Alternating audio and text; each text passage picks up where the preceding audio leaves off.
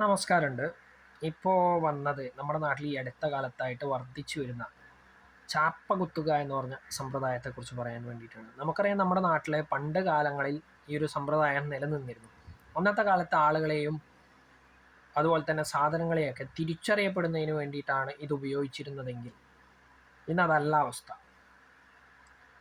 ഇന്നത് തിരിച്ചു കൊണ്ടുവരുന്നതിൽ പ്രധാന പങ്ക് വഹിച്ചിട്ടുള്ളത് നമ്മുടെ നാട്ടിലെ രാഷ്ട്രീയ പാർട്ടികൾ, അതിലെ നേതാക്കന്മാർ, അതിലെ പ്രവർത്തകർ എന്നിവരൊക്കെ തന്നെയാണ് എന്നാണ് എൻ്റെ ഒരു നിരീക്ഷണം.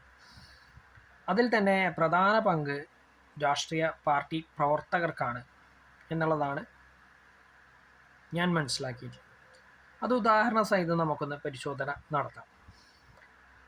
കോൺഗ്രസ് എന്ന് പറഞ്ഞ പാർട്ടിയിൽ വിശ്വസിക്കുന്ന ഒരു വ്യക്തി, ആ ഒരു പാർട്ടി പ്രവർത്തകൻ പാർട്ടിയിലെ ഏതെങ്കിലും ഒരു തെറ്റായ പ്രവണതയെ, അതല്ലെങ്കിൽ ഒരു നേതാവിൻ്റെ ഒരു പ്രവൃത്തിയെ വിമർശിച്ചു എന്ന് കരുതുക, അല്ലെങ്കിൽ അതൊന്ന് തെറ്റ് തിരുത്തുന്നതിന് വേണ്ടിയിട്ട് ശ്രമിച്ചു എന്ന് കരുതുക.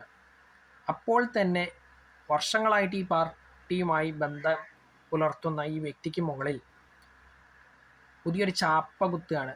എന്ത്? ഈ പാർട്ടിക്ക് അകത്തിരുന്നു കൊണ്ട് BJPക്ക് വേണ്ടിയിട്ട് അല്ലെങ്കിൽ കമ്മ്യൂണിസ്റ്റിന് വേണ്ടിയിട്ട് പ്രവർത്തിക്കുന്ന ഒരു സംഖ്യയാണ് അല്ലെങ്കിൽ ഒരു കമ്മിയാണ് എന്ന് പറഞ്ഞ ചാപ്പ. ഇതേ പ്രവൃത്തി ഒരു കമ്മ്യൂണിസ്റ്റുകാരൻ ചെയ്തു എന്ന് കരുതുക. അപ്പോൾ ആ വ്യക്തിക്ക് മുകളിൽ വരുന്ന ചാപ്പയാണ് നീ പാർട്ടിക്ക് വിരുദ്ധമായി പ്രവർത്തിക്കുന്ന ഒരു കൊങ്ങിയാണ്, അതല്ലെങ്കിൽ ഒരു സംഖ്യയാണ് എന്ന് പറഞ്ഞ ചാപ്പ. ഇതേ രീതിയിൽ BJP എന്ന് പറഞ്ഞ പാർട്ടിക്കകത്തിരുന്നു കൊണ്ട് പാർട്ടി നയങ്ങളെയോ അല്ലെങ്കിൽ പാർട്ടിയുടെ ആശയത്തെയോ നേതാവിനെയോ വിമർശിച്ചു കഴിഞ്ഞാൽ ആ വ്യക്തിക്ക് മുകളിൽ ചാർത്തപ്പെടുന്ന ഒരു ചാപ്പയാണ്, ഒരു ചാപ്പയല്ല, ചാപ്പകളാണ്. ഒന്നല്ലെങ്കിൽ നീയൊരു കൊങ്ങിയാണ്, അതല്ലെങ്കിൽ നീയൊരു കമ്മിയാണ്, അതോടൊപ്പം തന്നെ നീയൊരു രാജ്യദ്രോഹിയാണ് എന്ന് പറഞ്ഞ ചാപ്പ. ഇത്തരം ചാപ്പ കുത്തലുകൾ ഒരിക്കലും നമ്മുടെ നാടിന് ഭൂഷണമല്ല എന്നുള്ളതാണ് എൻ്റെ ഒരു നിരീക്ഷണം. അത് പാർട്ടി പ്രവർത്തകർക്കിടയിൽ പരസ്പര വിശ്വാസം നഷ്ടപ്പെടുന്നതിനും അതുപോലെ തന്നെ സ്പർദ്ധ വളർത്തുന്നതിനും കാരണമാവുന്നു എന്നുള്ളൊരു നിരീക്ഷണം എനിക്കുണ്ട്. അത് എത്രത്തോളം ശരി എന്നുള്ളതൊക്കെ സാധാരണക്കാരായിട്ടുള്ള ആളുകൾ അല്ലെങ്കിൽ പാർട്ടി പ്രവർത്തകരൊക്കെ തന്നെ ഒന്ന് വിലയിരുത്തണം. എന്തു തന്നെയായാലും ഇത്തരം ഒരു ചാപ്പ കുത്തലുകൾ ഒരു രാഷ്ട്രീയ പാർട്ടിക്കും യോജിച്ചതല്ല, ഒരു രാഷ്ട്രീയ നേതാവിനോ പാർട്ടി പ്രവർത്തകർക്കോ യോജിച്ചതല്ല എന്ന് മാത്രമല്ല, ഇത് നമ്മുടെ സമൂഹത്തിലെ മതസ്പർദ്ധ അല്ലെങ്കിൽ പാർട്ടി സ്പർദ്ധ അടക്കമുള്ള കാര്യങ്ങൾക്ക് വഴിവെക്കും എന്നുള്ളതാണ് എൻ്റെ ഒരു നിരീക്ഷണം. ഞാൻ ആ മതസ്പർദ്ധ എന്ന് എടുത്തു പറയാൻ കാരണമുണ്ട്.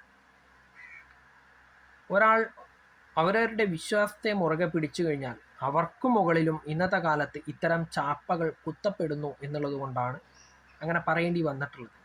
എന്തു തന്നെയായാലും ഇത്തരം ചാപ്പ കുത്തലുകൾ കാരണം നാട്ടിൽ സമാധാനം എന്ന് പറഞ്ഞ സാധനം ഇല്ലാണ്ടായി പോവും എന്നുള്ളതാണ് ഒരു വസ്തുത എന്നാണ് എൻ്റെ ഒരു നിരീക്ഷണം.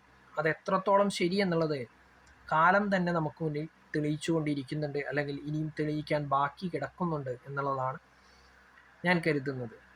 എന്തു തന്നെയായാലും ഇത്തരം ചാപ്പ കുത്തലുകൾ എന്ത് വില കൊടുത്തും അവസാനിപ്പിക്കേണ്ടത് അത്യാവശ്യം തന്നെയാണ്. അതിനു വേണ്ട നടപടികൾ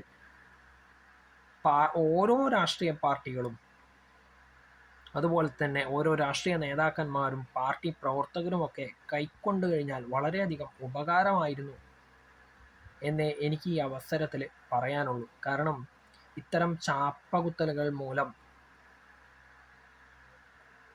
നാട് നശിച്ചു പോകാനുള്ളൊരു സാധ്യത വളരെയധികം കൂടുതലാണ് എന്നാണ് എൻ്റെ ഒരു നിരീക്ഷണം. എന്തായാലും നല്ലത് മാത്രം സംഭവിക്കട്ടെ എന്ന് മാത്രമേ ആഗ്രഹിക്കുന്നുള്ളൂ എന്ന് പറഞ്ഞുകൊണ്ട് തൽക്കാലം അവസാനിപ്പിക്കുന്നു.